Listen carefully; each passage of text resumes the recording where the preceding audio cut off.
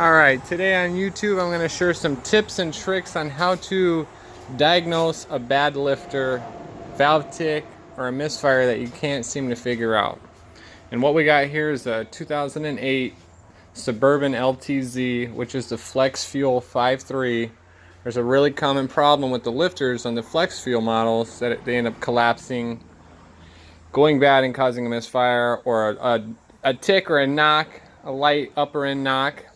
And first off is hopefully you have some kind of scan tool or some kind of, scanner to be able to get the codes if it's throwing a code, which is on this one.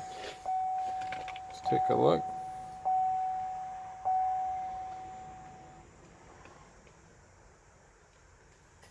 Which is right here. P0306, cylinder 6 misfire. That gives me a good place to start on what side of the engine. If you don't have a scanner, you can also use the good old-fashioned ear.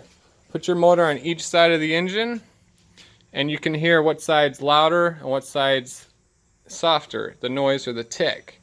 So this one is number 6, which is going to be on your passenger side bank, is all even numbers. And what we got here is I go ahead and pull the valve cover.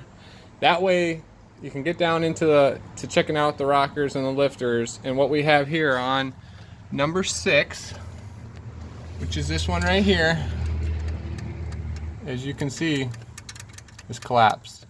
That's the ticking, that's the knocking, and that's causing a miss on that cylinder, which isn't even that bad of a miss, you can hardly tell.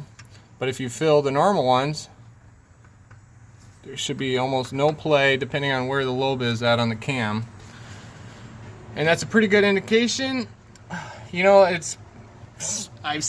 rare cases it could be the push rod, but that's about a 5% chance. If you feel inclined, you can pull that valve off and look underneath it and see if you can sneak that push rod out. But 9 out of 10 times it's going to be a lifter.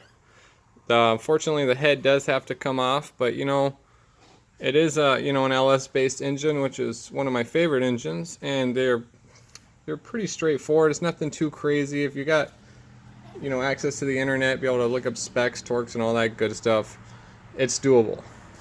I've done plenty of them, and I'm no master technician by any means. I'm just a normal car guy that enjoys working on LS's.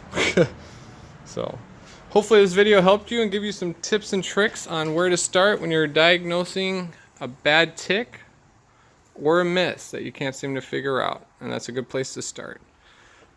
Alright, thanks for watching.